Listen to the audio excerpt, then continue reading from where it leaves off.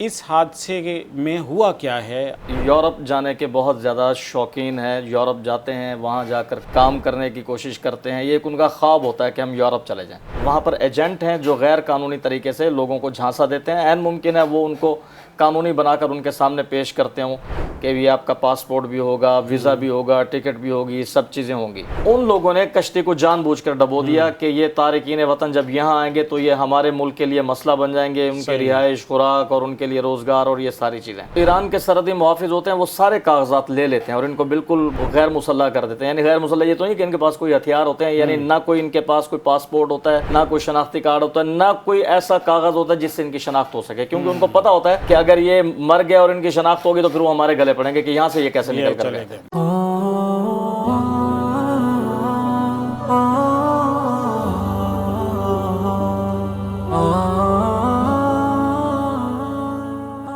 یونان میں کشتی کا حادثہ پیش آیا ہے جس میں تازہ ترین اطلاعات کے مطابق تقریباً 300 پاکستانی سوار تھے۔ برطانوی میڈیا کا دعویٰ ہے کہ کشتی میں سوار پاکستانیوں کی تعداد 400 تھی۔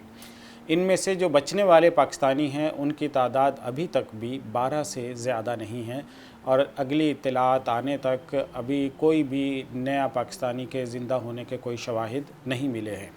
اس کا مطلب یہ ہے کہ پاکستان کی ایک بہت بڑی آبادی، بہت بڑی تعداد، 350 پونے 400 پاکستانی وہ وہاں پہ انتقال کر گئے ہیں، سمندر میں ڈوب گئے ہیں، اور غیر قانونی طور پہ پاکستان سے یورپ جانے کی کوشش کے درمیان یہ حادثہ پیش آیا ہے۔ تو یہ ایک بہت بڑا انسانی المیہ ہے، اور پاکستان پر، پاکستان کی گورننس کے اوپر، پاکستان کے حالات پہ بہت بڑا سوال اس نے چھوڑا ہے، اور اس سے جڑے بہت سے سوالات ہیں جن کا جواب جاننے کی آج ہم کوشش کریں گے۔ ہمارے ساتھ موجود ہیں حضرت مولانا ندیم الرشید صاحب۔ السلام علیکم۔ وعلیکم السلام ورحمۃ اللہ وبرکاتہ۔ مولانا ندیم الرشید صاحب، آج کا سب سے پہلا سوال یہی ہے کہ یونان کا یہ کشتی حادثہ پیش آیا ہے، اس حادثے میں ہوا کیا ہے؟ اب تک کی جو صورتحال ہے وہی میڈیا کے سامنے کلیئر نہیں ہو رہی، تو ذرا اب تک کی صورتحال سے اپڈیٹ کیجیے۔ بسم اللہ الرحمن الرحیم۔ فائز صاحب، اب تک کی صورتحال یہ ہے کہ ہمارے پنجاب کے کچھ شہر ہیں جن میں گجرات، منڈی بہاؤالدین، لالا موسیٰ، کھاریاں، سیالکوٹ، گجرانوالا، یہ علاقے، ان علاقوں کے لوگ یورپ جانے کے بہت زیادہ شوقین ہیں، یورپ جاتے ہیں، وہاں جا کر کام کرنے کی کوشش کرتے ہیں، یہ ایک ان کا خواب ہوتا ہے کہ ہم یورپ چلے جائیں۔ اصل میں پورا پاکستان نا یہ تقسیم ہوا ہے، جیسے آپ جنوبی پنجاب کے سرائیکی بیلٹ کے لوگ ہیں، یہ جانا پسند کرتے ہیں کہ یہ ترکی معاف کیجیے گا سعودی عرب چلے جائیں یا دبئی چلے جائیں، وہاں جا کر مزدوری کریں۔ اسی طرح سے کشمیر کے لوگ، ان کی کوشش یہ ہوتی ہے کہ ہم برطانیہ چلے جائیں، اور وہاں پر بہت زیادہ کشمیری جو ہیں وہ برطانیہ میں مقیم ہیں۔ تو اس علاقے کے جو لوگ ہیں ان کی کوشش یہ ہوتی ہے کہ ہم یورپ چلے جائیں، یہاں سے ہم یونان پہنچ جائیں، یونان سے آگے ہم اٹلی، اور پھر پورے یورپ کا راستہ کھلا ہوا ہے۔ تو اب یورپ تک پہنچنے کا جو سفر ہے یہ غیر قانونی ہوتا ہے، وہاں پر ایجنٹ ہیں جو غیر قانونی طریقے سے لوگوں کو جھانسا دیتے ہیں، عین ممکن ہے وہ ان کو قانونی بنا کر ان کے سامنے پیش کرتے ہوں کہ یہ آپ کا پاسپورٹ بھی ہوگا، ویزا بھی ہوگا، ٹکٹ بھی ہوگی، سب چیزیں ہوں گی۔ اور کہا یہ جاتا ہے کہ وہاں سے ان کو لے کر آتے ہیں رحیم یار خان صادقآباد تک، یہاں سے پھر وہ بلوچستان کے راستے افغانستان اور ایران کی طرف نکلتے ہیں، یا پھر کراچی کے ذریعے سے۔ اور جب پیسے کم بھی لیتے ہیں، زیادہ بھی لیتے ہیں، جن سے زیادہ پیسے لیتے ہیں تو ان کو جہاز میں بھی بٹھا کر کچھ سفر کروا دیتے ہیں، تو اس سے ان کو ایک یقین آ جاتا ہے۔ صحیح۔ تو انہی علاقوں سے تقریباً 400 لوگوں کا ایک گروپ وہ لیبیا سے یونان جا رہا تھا، کیونکہ لیبیا یہ ہمارے مطلب عالم اسلام کا ایک ملک ہے، اور اس سے آگے جو سمندر ہے جسے بحیرہ ایجیا کہتے ہیں، اس کے بعد یونان ہے، تو یونان سے پھر یورپ شروع ہو جاتا ہے۔ تو یہ غیر قانونی طریقے سے سمندر پار کر کے یورپ جاتے ہیں۔ تو یہ 400 لوگوں کا گروپ وہ ایک کشتی میں بیٹھا، کشتی خاصی پرانی تھی، اور یہ بھی کہا جا رہا ہے کہ اس میں پانی کی بھی کمی تھی، بعض بڑی کشتیوں نے اس کو ریسکیو کیا، پانی وانی اس کے اندر پہنچاتے رہے، اور کچھ لوگ پانی کی کمی کی وجہ سے بھی اس میں مر گئے تھے۔ اگر آپ نے تصاویر دیکھے تو بالکل ایسے جیسے پرانے زمانے میں کوئی غلام ہوتے تھے، اور ہمارے ذہن میں یہ آتا نا کہ غلاموں کو بھرتی کیا جاتا تھا اور ان کو اس طرح سے کشتیوں میں باندھ کر بٹھا دیا جاتا تھا اور لے جایا جاتا تھا، کوئی قمیضیں پہنے ہوا ہے، کوئی نہیں پہنے ہوا۔ اور میں کہتا ہوں کہ ہماری یہ W11 بسوں کے اوپر بھی اس طرح کا رش نہیں ہوتا جس طرح سے کشتی کے اوپر وہ رش تھا. تو وہ غیر قانونی طریقے سے جا رہے تھے اور کشتی کہہ رہے ہیں کہ سمندر میں بھی کافی وقت تک رہی, وہ نہیں پہنچ پا رہی تھی. کشتی جو ہے وہ خراب تھی, انجن کے مسائل تھے, کشتی پرانی تھی, جس کی وجہ سے کشتی یعنی مختلف مشکل مراحل سے گزرتی رہی اور لوگوں کی پریشانی میں اضافہ ہوتا رہا. حتیٰ کہ پھر آخری خبریں یہ آ رہی ہیں کہ جو یونان کے ساحل سمندر کے محافظ ہیں, جن کو ہم کیا ان کو کہا جاتا ہے کوسٹ گارڈ, ان لوگوں نے کشتی کو جان بوجھ کر ڈبو دیا کہ یہ تارکین وطن جب یہاں آئیں گے تو یہ ہمارے ملک کے لیے مسئلہ بن جائیں گے, ان کے رہائش, خوراک اور ان کے لیے روزگار اور یہ ساری چیزیں. تو جس میں تقریباً 298 پاکستانی وہ جاں بحق ہو گئے اور 12 پاکستانیوں کی اطلاع آ رہی ہے کہ یہ جو ہے بچ گئے ہیں. ٹھیک ہے. اچھا, یہ جو اتنی بڑی تعداد کے اندر لوگ جا رہے تھے, ان میں جو پاکستان کے علاوہ دوسری نیشنلٹیز تھی, ان میں شامی لوگ کہا جاتا ہے. شام میں صورتحال خراب ہے, ایک بات سمجھ بھی آتی ہے, لیکن پاکستان سے جو لوگ جا رہے تھے انہوں نے بہت بھاری مقدار میں پیسے دیے تھے. اب تک بھی کی جو اطلاعات ہیں, کم سے کم بھی 20-25 لاکھ روپیہ تو ہر بندے نے ادا کیا تھا ان کو. تو جب 20-25 لاکھ ایک شخص ادا کر کے وہاں پہ جا رہا ہے, اتنے پیسوں میں پاکستان میں بڑی آسانی سے کوئی بھی اچھا بزنس آپ شروع کر سکتے ہیں, بڑی اچھی سی دکان آپ ڈال سکتے ہیں, بڑا اچھا کاروبار چلا سکتے ہیں. تو اس کے ساتھ جیسے شامیوں کی وجہ سمجھ آتی, پاکستانیوں کی کوئی وجہ نہیں سمجھ آتی کہ اتنی بڑی مقدار میں پیسہ خرچ کر کے جا رہے ہیں, اور پھر جس طرح سے جا رہے ہیں اس وقت میں انٹرنیٹ کے اوپر خبریں بھری پڑی ہیں, یوٹیوب بھرا پڑا ہے کہ یہ جو انسانی اسمگلرز ہوتے ہیں یہ بھیڑ بکریوں سے بھی گیا گزرا حشر کرتے ہیں کہ ان لوگوں کو جو بند کر کے لے کر جاتے ہیں, وہاں بچے جو ہوتے ہیں ان کو جس طرح سے گھسا کر لے جاتے ہیں, دم گھٹنے سے لوگ مر جاتے ہیں. کہ وہاں پہ ایک چھوٹی سی چھوٹی کشتی کے اندر بھی, اب یہ جو کشتی ہے یہ 750 بندے اس کے اندر انہوں نے گھسائے ہوئے ہیں, جن کا کوئی ریکارڈ بھی نہیں ہے کہ کون کون سا بندہ تھا, کہاں سے. وہ تو جو ایران کے سرحدی محافظ ہوتے ہیں وہ سارے کاغذات لے لیتے ہیں اور ان کو بالکل غیر مسلح کر دیتے ہیں. یعنی غیر مسلح یہ تو نہیں کہ ان کے پاس کوئی ہتھیار ہوتے ہیں, یعنی نہ کوئی ان کے پاس کوئی پاسپورٹ ہوتا ہے, نہ کوئی شناختی کارڈ ہوتا ہے, نہ کوئی ایسا کاغذ ہوتا ہے جس سے ان کی شناخت ہو سکے, کیونکہ ان کو پتہ ہوتا ہے کہ اگر یہ مر گیا اور ان کی شناخت ہوگی تو پھر وہ ہمارے گلے پڑیں گے کہ یہاں سے یہ کیسے نکل کر گئے. صحیح ہے. اچھا, اب سب سے بڑا سوال یہ ہے کہ پاکستان سے جانے کی کیا وجہ تھی جب ان لوگوں کے پاس 25-25 لاکھ روپیہ موجود ہے اور اس کے باوجود یہ پیسے خرچ کر کے جا رہے ہیں, تو کون سے اسباب ہیں جو اس پر ان کو آمادہ کرتے ہیں؟ وہ فائز صاحب حدیث شریف میں آتا نا کہ دنیا کی محبت وہ ہر خطا کی جڑ ہے. تو بنیادی طور پر ان علاقوں کے لوگ جب یورپ میں گئے ہیں نوجوان, تو پھر وہاں پر راتوں رات امیر ہو جانے کا ٹرینڈ بنا ہے. یعنی ایک آدمی بالکل غریب ہے اور وہ وہاں کسی نہ کسی طریقے سے پہنچ گیا ہے. اب جب وہ کسی نہ کسی طریقے سے پہنچ گیا ہے, وہاں اس نے جا کر مزدوری شروع کر دی ہے, چاہے وہ گھٹیا سے گھٹیا کام ہی کیوں نہیں کر رہا, چاہے وہ خنزیر کے سالن کی پلیٹیں کیوں نہیں دھو رہا, اور 100 یورو وہ ایک دن میں کما لیتا ہے, تو 3000 یورو وہ آرام سے مہینے میں کما لیتا ہے. جب 3000 یورو کمائے گا, چلو 1500 یورو اپنے خرچ کے لیے رکھے, 1500 یورو گھر بھجوائے, تو میرے خیال میں یہ مہینے کا 6-7 لاکھ روپے آنا شروع ہو جائے گا. اب ایک طرف مہینے میں 50,000 روپے بھی نہیں آتے, 25,000 30,000 آتے ہیں, اور دوسری طرف مہینے کا 6-7 لاکھ روپے آنا شروع ہو جائے, اور 1 مہینے کے بعد 2 مہینے کے بعد گھر بھی پکا بننا شروع ہو جائے, بنگلہ بھی بننا شروع ہو جائے, گاڑیوں کی ریل پیل بھی شروع ہو جائے, اور اس کے بھائی اور اس کے رشتہ دار وہ پیسے کی نمود و نمائش بھی شروع کر دیں, تو پھر جو باقی نوجوان ہوتے ہیں نا, ان کے دل میں بھی یہ دنیا کی محبت پیدا ہوتی ہے. اور دنیا کی محبت نہیں بلکہ دنیا میں مقابلہ بازی کی فضا پیدا ہو جاتی ہے.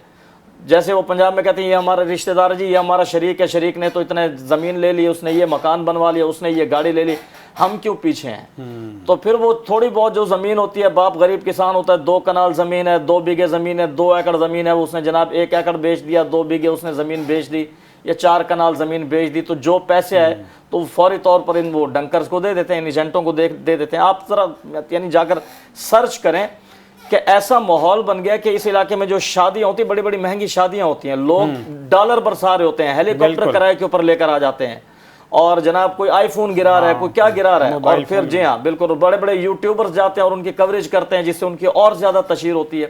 تو پھر باقی لوگ سوچتے ہیں کہ یار یہ تو ہمارے سے بھی گیا گزرا تھا, نہ اس کے اندر کوئی سکلز تھے, نہ کوئی مہارت تھی, نہ اس کو کوئی کام آتا تھا, اور نہ اس کے اندر کوئی ہنر تھا. ہم یہاں پر ساری زندگی خوار ہو گئے, کچھ بھی نہیں آیا ہمارے ہاتھ, اور یہ جناب 1-2 سال کے اندر تو ان کے گھر کا, ان کے خاندان کا, ہر چیز کا نقشہ بدل گیا.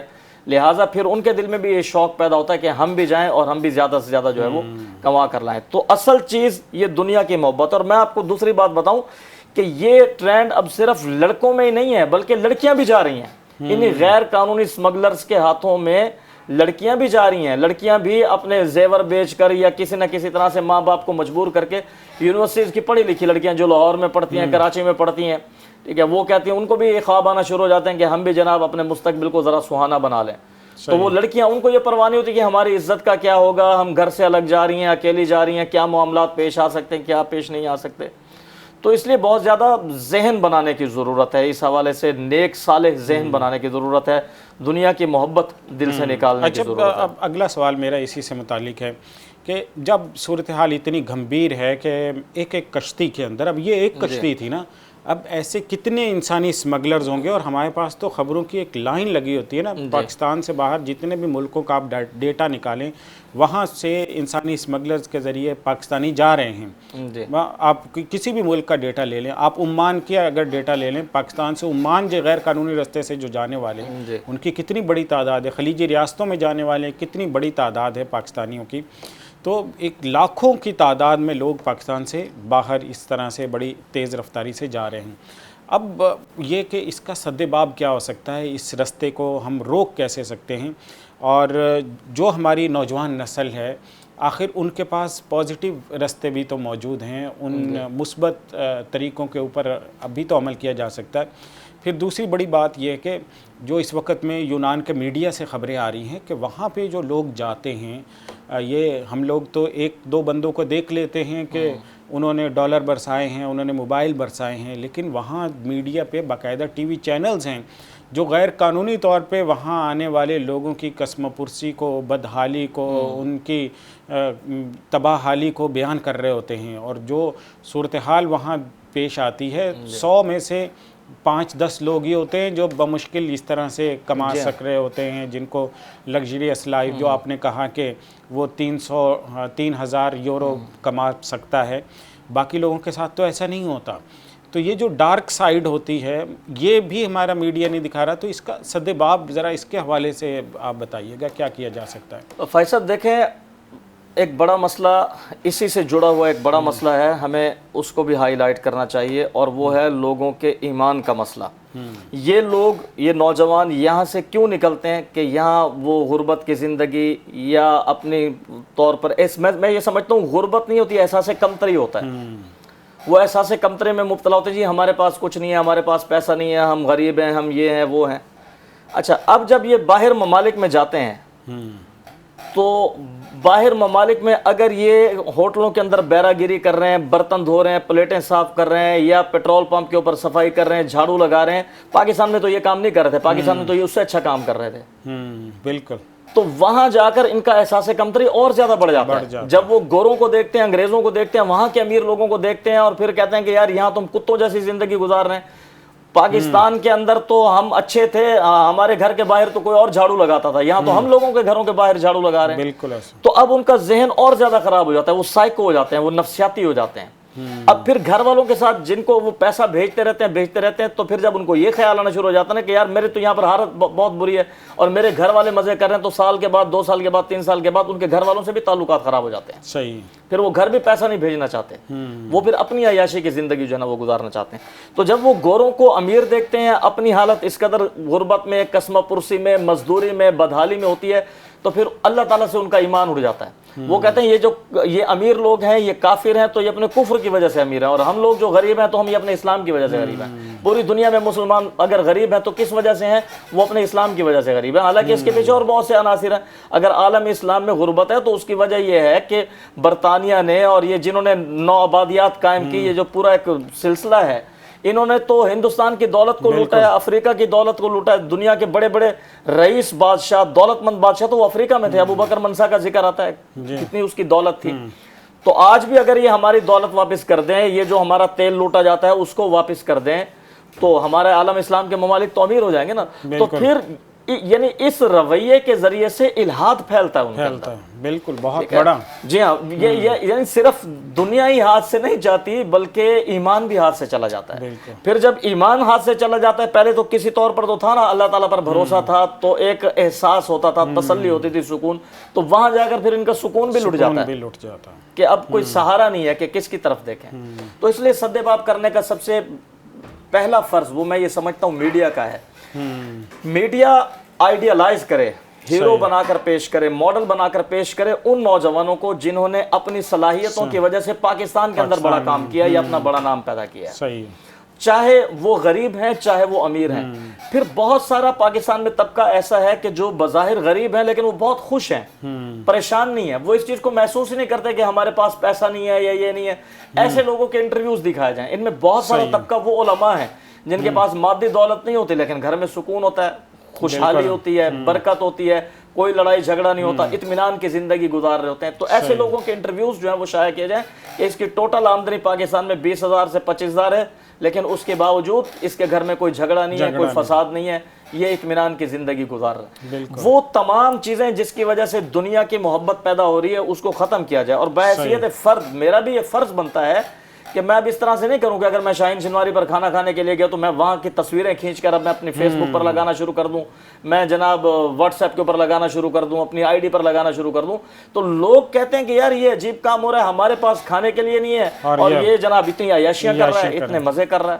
اور اسی طرح سے ہمارے جو باہر ممالک میں جو پاکستانی دوست ہیں, احباب ہیں, چاہے وہ علماء ہیں, وہ اگر باہر دین کی خدمت کے نیت سے بھی جاتے ہیں تو وہاں جا کر وہ اس طرح کی ویڈیوز اپلوڈ نہ کریں جس سے یہ پتہ چل رہا ہو کہ یہ جناب بڑی ٹھاٹ باٹ کے ساتھ زندگی گزار رہے ہیں, عیاشی کی زندگی گزار رہے ہیں. ان کا فوکس وہ اپنی شان و شوکت دکھانا نہ ہو, ان کا فوکس خالصتاً دعوت دین ہو. تو اس سے ایک بہت بڑی تبدیلی آئی. بالکل. اور شاید اس میں سب سے زیادہ کردار اس وقت میں نوجوانوں میں جو اتنا زیادہ ڈپریشن بڑھ گیا ہے, نوجوان اتنا زیادہ احساس کمتری کا شکار ہیں, وہ سوشل میڈیا کا کردار ہے. جب وہ دیکھتے ہیں, کیونکہ سوشل میڈیا ایک ایسا ٹول ہے جہاں پہ ہر شخص اپنی خوشی شیئر کرتا ہے. کوئی یہ نہیں بتاتا کہ بھائی میرا نقصان اتنا ہو گیا ہے, یا کوئی جس کا کاروبار لٹ جاتا ہے تو وہ شیئر نہیں کر رہا ہوتا ہے, یا جس کو آج کھانے کو میک ڈونلڈ نہیں ملا وہ اپنی تصویر نہیں شیئر کرتا. زندگی کے دو پہلو ہیں نا, گرم بھی اور سرد بھی. تو وہ اپنا اچھائیاں صرف دکھا رہا ہوتا ہے, خوشیاں دکھا رہا ہوتا ہے, غم کے پہلو نہیں دکھا رہا ہوتا. اسی کو دیکھ کے لوگ جو اسکرول کر رہے ہیں وہ ڈپریشن میں آتے ہیں کہ بھائی میں نے تو میک ڈونلڈ نہیں کھایا, میں فلاں جگہ نہیں گیا. وہ اس کی خوشی دیکھ کر اس کو اپنا غم یاد آ رہا ہے. اس کی خوشی دیکھ کر اگر اس کو بھی اپنی خوشی, اپنی کامیابی, کوئی اس نے اچیومنٹ کی ہے وہ یاد آئے تو پھر بھی ایک ذہن پر مثبت اثر پڑتا ہے. اچھا, ایک آخری بات میرے ذہن میں مولانا اشرف علی تھانوی رحمہ اللہ کا ایک واقعہ ہے کہ ان کے کسی مرید نے ان کو خط لکھا کہ میری تنخواہ میں اتنا اضافہ ہو گیا, میری آمدنی بڑھ گئی ہے گھر میں, لیکن ابھی تک مسائل نہیں ختم ہوئے, جھگڑے ہوتے ہیں, فلاں ہوتا ہے, یہ ہوتا ہے, گھر میں یہ میرے مسائل ہوتے ہیں. تو حضرت نے اس کو جواب میں لکھا کہ آپ کی تنخواہ جو پچھلی تھی اسی پر باقی رہیں, جو اضافہ ہوا ہے وہ واپس کر دیں. انہوں نے وہ اپنا اضافہ ریورس کروا دیا, یعنی اضافہ لینا بند کر دیا. تو پھر کہا کہ اپنے قوائف 1 مہینے 2 مہینے بعد جب وہ پوچھے ان سے تو انہوں نے کہا کہ اب گھر میں سکون ہو گیا. یعنی پیسے کا زیادہ ہو جانا یہ اس کی گارنٹی نہیں ہے کہ آپ کے پاس سکون آئے گا, امن آئے گا, چین آئے گا.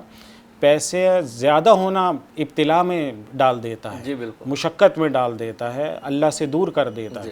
تو ہمارے ہاں جو معاشرہ ہے وہ فیس بک کے ذریعے سے یا لوگوں کی اسی طرح کی گاڑیوں کے ساتھ سیلفیاں, بڑے بڑے ہوٹلز میں سیلفیاں, بیرون ملک کے سفر کے ویلاگز وغیرہ, یہ سب دیکھ کر یہ سمجھ رہے ہوتے ہیں کہ شاید یہ پیسہ نہیں ہے تو دنیا میں کچھ بھی نہیں ہے.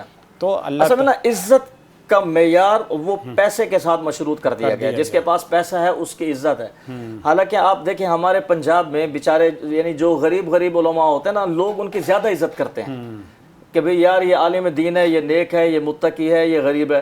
اور اگر کوئی کاٹن کے سوٹ پہن کر گاڑیوں میں علماء گھوم رہے ہو نا تو وہ ان کی عزت بھی نہیں کرتے, کہتے ہیں یار یہ بڑا پھوتی قسم کا مولوی ہے. صحیح. تو اصل مسئلہ یہ ہے کہ یہ سوشل میڈیا کے آنے کے بعد جو ایک خاص ٹرینڈ چل پڑا ہے نا کہ صرف یعنی پیسہ ہونا کوئی بری بات نہیں ہے, لیکن یہ ہے کہ بھی عزت کا معیار وہ پیسہ بن جائے تو اس سے پھر مسائل پیدا ہوتے ہیں. تو اگر ہم میڈیا کے ذریعے سے جو یعنی غریب لوگ ہیں ان کو عزت دینا شروع کر دیں, اپنے آس پاس کہ جو لوگ غریب ہیں ان کی ہم عزت کرنا شروع کر دیں تو پھر غریبوں کو اپنی غربت بری نہیں لگے گی. مسئلہ اس وقت پیدا ہوتا ہے جب غریب کو اپنی غربت بری لگتی ہے اور وہ اس کو اپنے لیے بے عزتی کا سبب بنتا ہے, سمجھنے لگ جاتا ہے. ٹھیک ہے, بہت شکریہ مولانا ندیم رشید صاحب, آپ نے بڑی تفصیل سے یونان کا جو کشتی حادثہ ہے اس کے حوالے سے بریف کیا ہے. ناظرین, آپ نے ملاحظہ کیا کہ اس طرح کے جو واقعات ہیں یہ پاکستان کے لیے, پورے معاشرے, پوری قوم کے لیے, 22-24 کروڑ جو انسان ہیں ان سب کے لیے شرمندگی کا باعث ہیں. اور اگر لوگ اس طرح سے جائیں گے تو کتنے لوگ چلے جائیں گے؟ ہر شخص تو نہیں جا سکتا, ہر خاندان سے نہیں جا سکتے, اور پھر اتنا بڑا المیہ, اتنا بڑا جو انسانی حادثہ ہے وہ جنم لیا ہے. تو خدا نخواستہ کسی کو اپنے عزیز رشتہ دار اسی طرح کسی نوجوان کی لاش دیکھنی پڑے, یا اس کی لاش بھی نہ ملے, اس کی آخری دفعہ اس کا چہرہ بھی دیکھنا نصیب نہ ہو, تو کتنے گھرانے ہیں جو اس وقت اسی کرب سے, اسی مشقت سے گزر رہے ہیں. تو اللہ تعالیٰ سے دعا ہے کہ اللہ تعالیٰ پاکستان کو امن کا گہوارہ بنائے, لوگوں کو یہ سمجھ دے کہ پاکستان کے اندر ہی رہیں, پاکستان میں رہ کر محنت کریں. اللہ تعالیٰ انشاءاللہ یہاں پہ ان کو وہ خوشیاں دکھائیں گے جو ان کو یورپ میں یا دوسری جگہوں پر نہیں ملتے. تو انشاءاللہ اگلے ایپیسوڈ کے ساتھ پھر ملاقات ہوگی, تب تک کے لیے اجازت دیجیے. السلام علیکم ورحمۃ اللہ وبرکاتہ.